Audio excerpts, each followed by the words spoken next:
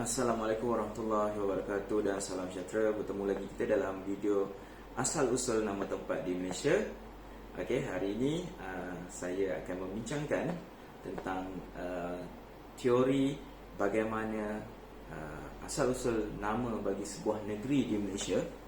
Okey, cuba teka negeri apa. Okey, negeri ini dikenali dengan julukan negeri Cik Siti Wang Kembang. Okay, Cik Siti Wan Kembang, dan juga disebut juga sebagai negeri Serambi Mekah. Tapi anda mungkin jarang mendengar nama julukan yang ketiga ini, iaitu negeri yang dikenali sebagai Tanah Serendah Sekebun Bunga. Itu adalah julukan yang saya pun baru jumpa tadi. Tanah Serendah Sekebun Bunga. Saya pun tak pasti bagaimana julukan ini boleh muncul, tapi mungkin ada dua teori yang saya boleh bincangkan ataupun nyatakan di sini, bahawa bagaimana nama julukan negeri Tanah Serendah Sekebun Bunga ini boleh wujud adalah mungkin kerana harga tanahnya yang mungkin murah.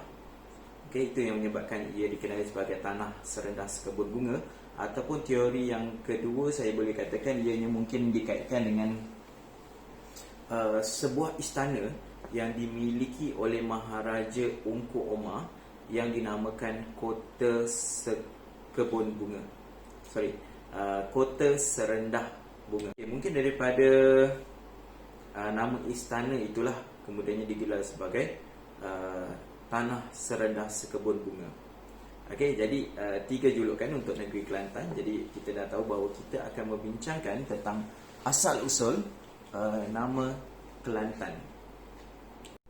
Jadi, Kelantan ini sebenarnya telah ditulis agak lama.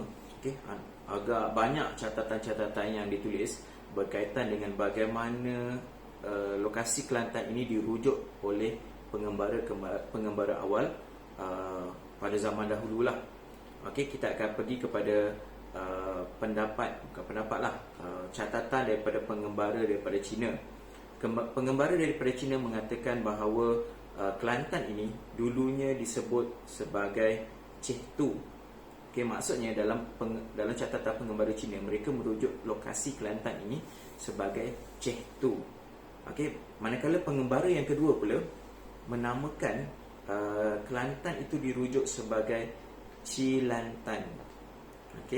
Cilantan. Jadi ini adalah catatan-catatan daripada pengembara Cina yang merujuk kepada lokasi di mana terletaknya negeri Kelantan pada hari ini.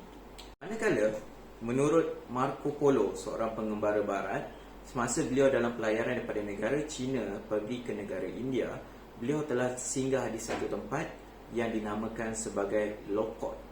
L-O-K-O-T, Lokot. Dikatakan Lokot ini merujuk hari ini sebagai Kampung Tok Lukut yang terletak di Kelantan. Manakala seorang pengembara Islam yang terkenal, iaitu Ibnu Battuta, dikatakan telah singgah semasa dalam pelayarannya, dia telah singgah di satu kawasan yang dipanggil Kilau Krai. Dikatakan Kilau Krai hari ini adalah merujuk kepada Kuala Krai di Kelantan. Manakala bagi catatan-catatan pengembara Islam yang lain pula, contohnya mereka merujuk Kelantan sebagai Kalantan, Kalandan, yang merujuk kepada negeri Kelantan pada hari ini. Manakala Ptolemy pula dalam catatannya telah merujuk satu kawasan yang dipercayai merujuk kepada negeri Kelantan pada hari ini, iaitu Koli. Koli yang dirujuk sebagai Kelantan pada hari ini. Dia adalah seorang pengembara daripada barat.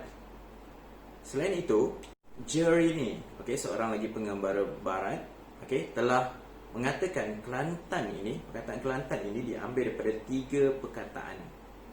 Perkataan pertama yang merujuk kepada perkataan kole, ataupun kolam lah. Dalam slang Kelantan dia panggil kole. Kemudiannya dia ambil daripada perkataan yang kedua, iaitu tanah. Yang merujuk kepada tanah. Dan perkataan yang ketiga adalah perkataan antan yang merujuk kepada sempadan. Daripada ketiga-tiga perkataan ini, kemudiannya disebut sebagai kolam tanah dan kemudiannya sebagai kolantang. Okey, daripada catatan yang ditulis oleh Jerini ataupun kajian daripada Jerini ni. Jerini ni sebenarnya dia mengkaji apa yang ditulis oleh Bartolome tadi.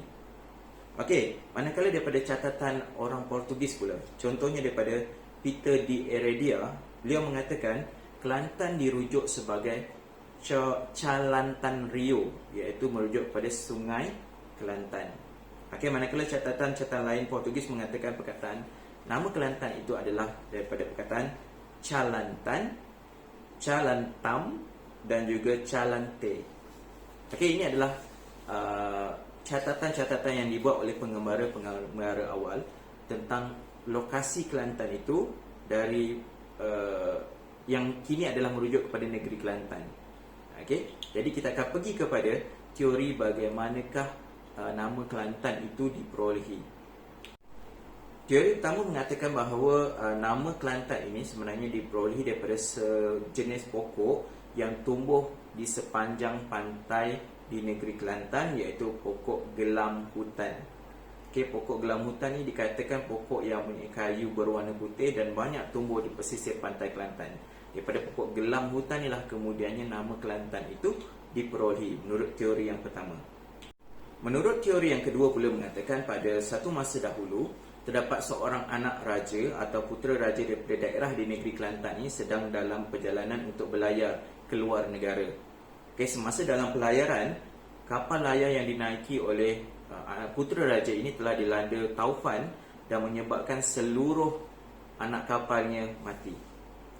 Okey, untungnya putera raja ini terselamat dan dikatakan telah diselamatkan oleh anak ikan kekacang, dan anak ikan kekacang ini telah membawa putera raja ini ke pesisir pantai. Okey, semasa beliau berada di pesisir pantai itu, kebetulan penduduk tempatan sedang dalam usaha untuk mencari pengganti kepada seorang raja yang telah mangkat. Okey, menurut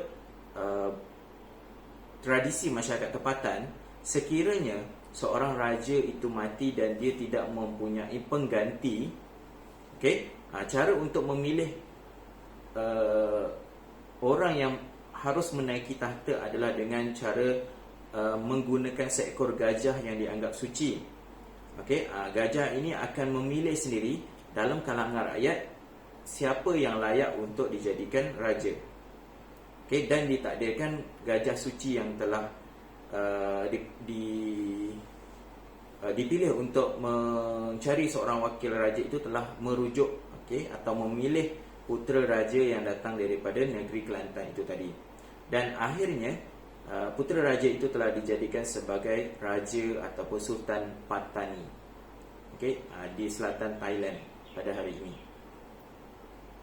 Dijadikan cerita pada satu hari Raja Patani ini telah bersiar-siar di tepi pantai.